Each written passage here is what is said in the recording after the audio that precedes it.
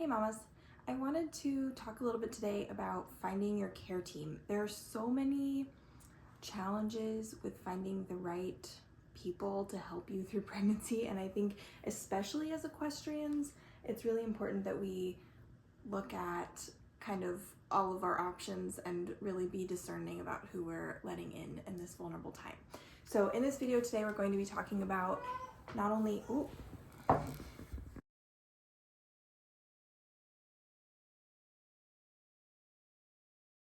okay, all better. So in this video today, we're going to be talking about not only your medical care team, but also your barn care team and your personal life care team, because I know for me, and I know also for many equestrians, it's really hard to slow down. It's really hard to find rest and to ask for help. And this is just, if ever there was a time in your life that it was okay to ask for help and actually really encouraged to ask for help, it's pregnancy. So we're going to talk about that. It's also a little challenging in your first trimester because a lot of people still don't know. So we're also going to talk about that and hopefully help you navigate some of these questions that you have. So let's jump right in. And if you're not an equestrian, you're still welcome here. If you are an athlete or somebody with a physically demanding job, a farmer, a rancher, a farrier, I don't know, you work in construction or anything that kind of takes a toll on your body and you're also navigating pregnancy, you are absolutely welcome here. And even if you don't do any of those things and you're just wondering about navigating your care team, we're going to talk about that today. So let's get right in. So your medical care team may feel more straightforward, like the more straightforward place to start, but there's still a lot of question marks there. So I do just want to acknowledge that there are many ways that you can assemble a medical care team.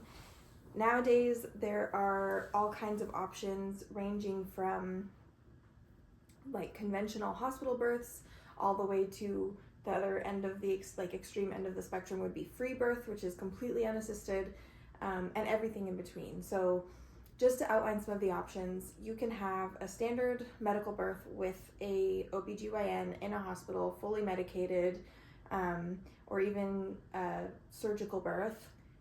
You can have a unmedicated birth in a hospital setting with a midwife or OBGYN and or OBGYN. You can have an unmedicated home birth. Actually, before home birth, the next tier would be birth center, which is often run by midwives. Sometimes there is an OBGYN on call, and this is a kind of home-like setting, but it's not your home, and this is all they do is birth babies. So you go to this place instead of the hospital. Often they're located near hospitals, and often they have emergency supplies and kind of training to deal with more high-risk situations. However, you're not actually in a hospital.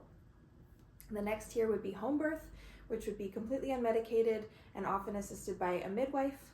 And a midwife is somebody who's trained in the birthing process. And there are all kinds of, again, we'll get into this a little bit, but there are all kinds of levels of midwife and things like that. And then the least intervention option would be a free birth in which you are completely unassisted, no midwife. You may have a doula, and there are actually doulas trained specifically in free birth. So if you want somebody to kind of be there to guide you, but with no medical training, which to me is a little scary, but to each their own. I know some people are all about it. So just to lay out all of the options there, those are kind of some of the levels of intervention that you can have. So I think the first question is, what I've really come to believe very strongly is that you will have the most successful birth where you feel the most comfortable. So for somebody with a phobia of hospitals, you might not birth well in a hospital. But for somebody who is really afraid of kind of needing medical intervention and feels safe when they know that there's a doctor and a surgical staff on call ready to go if that becomes necessary, you will probably birth best in a hospital. And I think this kind of one-size-fits-all approach to labor and delivery and pregnancy care is largely ineffective for a lot of people, not everyone.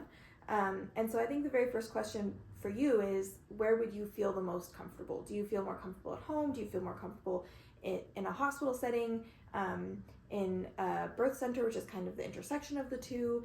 And start from there. And then I would just say, like, interview as many people as you can. I would look for like many midwives, many OBGYNs, maybe not many, like 2 or 3 would probably be a good place to start. And you're not tied to any of them. You can change your care provider team in week 39 if you want to. It's not recommended. It's definitely better if you pick them early on in your pregnancy and stick with them, but you can be a little bit discerning. You don't just have to go with whoever, is on call the day that you go in for your first prenatal exam. So do a little bit of research, think through some of these questions. As an example, I always think about horses, right? Like, we know with horses, with mares or cows or goats or, any other mammal other than ourselves, that if you are sitting there looking at them, waiting for the baby, it always takes longer. Whereas if the animal feels very safe and comfortable and secure, and there's familiar people around and familiar animals around, they might self-isolate, but that as soon as they feel safe, that's when they have their baby. So why wouldn't it be the same for us, right? So really starting from that place of, where do I feel the most safe? And then working backwards from there. I also recommend that on your care team, you have an OBGYN, regardless of whether or not you intend to use them, like if you plan for a home birth, because it's always good to plan for the unexpected, right? So make sure you have an OBGYN, and whether or not you intend to go to the hospital, know which hospital you would go to if you needed to. For me, I actually outlined 2 hospital options. I had one hospital option that was a baby-friendly hospital that was the birth and delivery ward was run by midwives, but there were OBGYNs on staff. However, they didn't have a NICU at this hospital. So that was my first choice for birthing. But if there was any reason to believe there might be anything wrong with my baby, there was another hospital that I was going to go to that my OBGYN also worked at and could also come there, that had the NICU option. So, running through all those scenarios, tour multiple hospitals, make sure you know where you want to be, because you have power in this, right? And then the next person that is great to have is a doula, regardless of whether you use a midwife. A doula and a midwife are different things. So a midwife is actually medically trained in birth and labor and delivery, as well as prenatal care. So you can do all of your pre and postnatal care solely with a midwife if you so choose. Many midwives will recommend that you see an OBGYN at least once or twice during your pregnancy for various things, but you can opt to do all of your care with a midwife if you would like to. A doula, on the other hand, is somebody who is kind of your advocate in birth, and you can bring a doula with you to many hospitals. Again, check with your hospital to make sure that that's okay.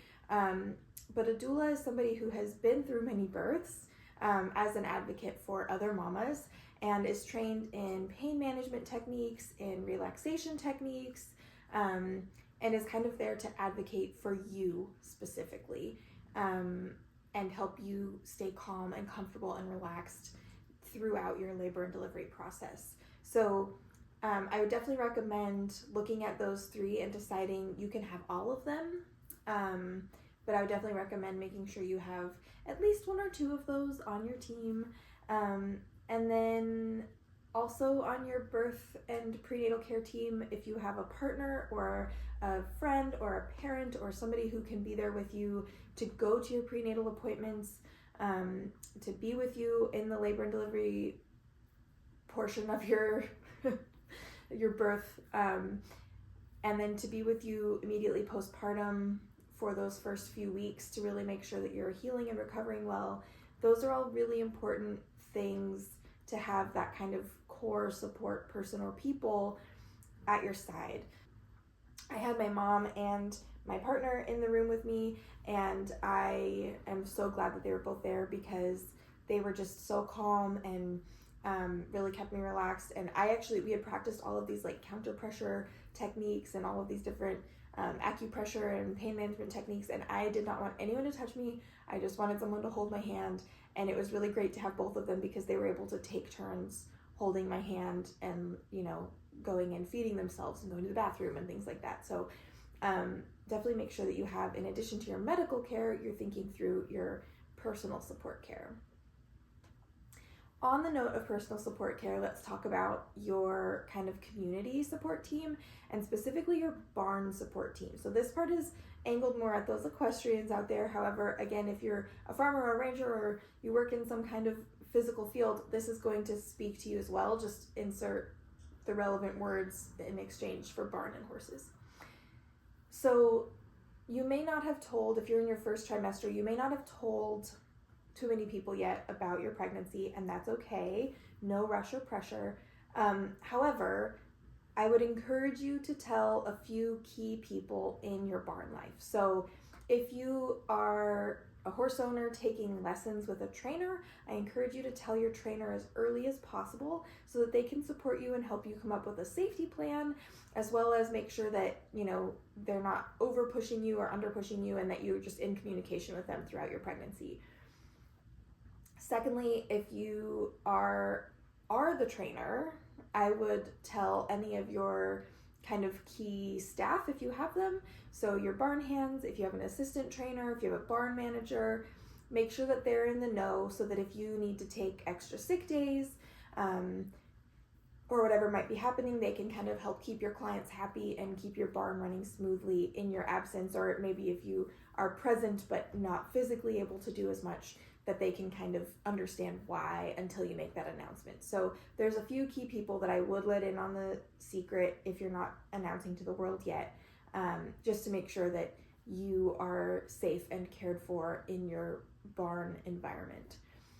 And then, you know, thinking through just making a plan for the rest of your pregnancy, really take a minute to think about if something happens, even if you are physically capable of continuing to ride and work and do all the things you need to do now, think through if something were to happen where like you needed to go on bed rest for an extended amount of time, or if you decided you really wanted to take a long extended maternity leave, which I know many equestrians don't want to do because we love our horses so much and we love our lives so much.